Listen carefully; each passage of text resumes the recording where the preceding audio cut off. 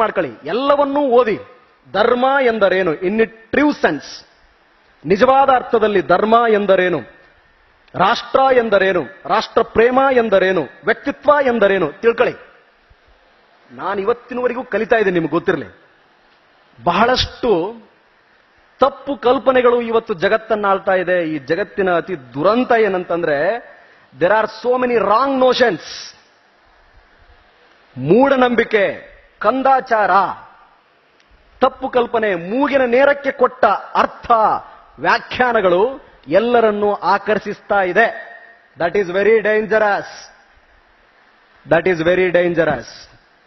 ಧರ್ಮ ಎನ್ನುವುದು, ಪರಂಪರೆ ಎನ್ನುವುದು, ಸಂಸ್ಕೃತಿ ಎನ್ನುವುದು ಯಾವುದೋ ನೆಲ, ಭೂಮಿ, ಆಶ್ರಯ, ಅಲ್ಲಿಯ ಪ್ರಾಕೃತಿಕ ಲಕ್ಷಣ, ನಿಸರ್ಗದತ್ತವಾಗಿ ನ್ಯಾಚುರಲ್ ಆಗಿ ಬೆಳೆದಿರತಕ್ಕಂಥದ್ದು.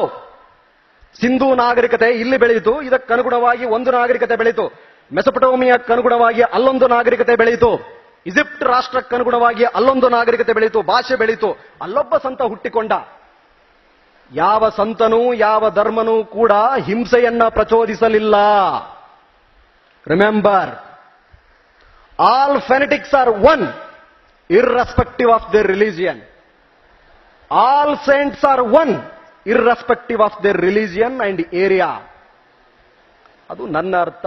ರಾಮಕೃಷ್ಣ ಆಶ್ರಮ ನನಗೆ ಕೊಟ್ಟಿರತಕ್ಕಂಥ ಜ್ಞಾನ, ಕಲ್ಪನೆ. ಎಲ್ಲವನ್ನೂ ತಿಳಿದುಕೊಳ್ಳಿ.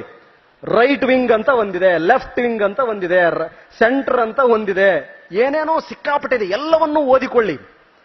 B a open mind. ಆನೋ ಭದ್ರತಃ ಕೃತೋ ಎಂತು ವಿಶ್ವತಃ, ಋಗ್ವೇದದ ವಾಕ್ಯ. ವಸುದೈವ ಕುಟುಂಬಕಂ.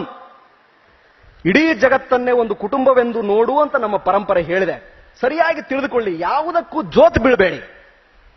ಒಂದು ವೇಳೆ ಒಂದು ತತ್ವ ಅಂಶವನ್ನ ನಂಬಿದ್ದೇ ಆದಲ್ಲಿ ಪಕ್ಕ ಇರಿ. ಸೇಕ್ ಆಗಬೇಡಿ. ಯಾರೋ ಬಂದು ಸೇಕ್ ಮಾಡಿಸ್ತಾರೆ ಅಂತೇಳಿ ವಿದ್ಯಾರ್ಥಿಗಳಿಗೆ ರಿಮೆಂಬರ್, ಬಿಕಾಸ್ ಅದು ನಾಳೆ ಒಂದು ದಿವಸ ನಿಮ್ಮನ್ನು ಆಳುತ್ತೆ. ದಯವಿಟ್ಟು ಹಾಗಾಗ್ಲಿಕ್ಕೆ ಅವಕಾಶ ಕೊಡಬೇಡಿ. ಅದೆಲ್ಲಕ್ಕೂ ಅರ್ಥವನ್ನ ಸರಿಯಾಗಿ ತಿಳಿದುಕೊಳ್ಳಿ.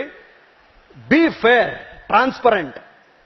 ಬದುಕಿನಲ್ಲಿ ಹುಟ್ಟಿನಿಂದ ಸಾಯುವವರೆಗೆ ನಮ್ಮ ಬದುಕು ಹೆಂಗಿರ್ಬೇಕಪ್ಪ ಅಂತಂದ್ರೆ, ಕಲಾಂರಂತೆ ಆಗದೆ ಹೋದ್ರೂ ಕೂಡ ಅವರ ಹಾದಿಯಲ್ಲಿ ನಡೆದನಪ್ಪ, ಅವರ ಅನುಯಾಯಿ, ಭಗತ್ತನ ಅನುಯಾಯಿ, ಆಜಾದನ ಅನುಯಾಯಿ, ರಾಷ್ಟ್ರಪ್ರೇಮಿ, ದೇಶಪ್ರೇಮಿ. Religion is a way of life. ಬದುಕಿನ ಒಂದು ಹಾದಿ ಅದು ಅಷ್ಟೇ.